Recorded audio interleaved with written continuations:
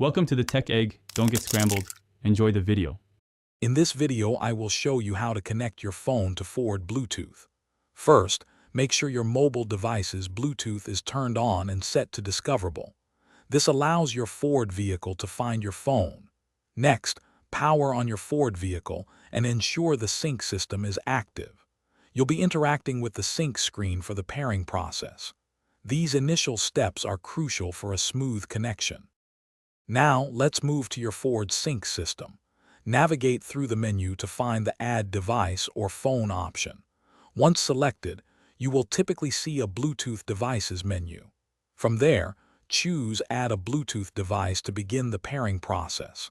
The system will then prompt you to search for your phone. This prepares your vehicle to establish a new connection with your mobile device. With your Ford sync system ready, look at your mobile device. You should see your Ford sync system appear in the list of available Bluetooth devices.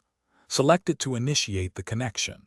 Both your phone and the sync screen will then display a 6-digit PIN. Verify that these numbers match exactly before confirming. This ensures you are connecting to the correct vehicle and secures your connection.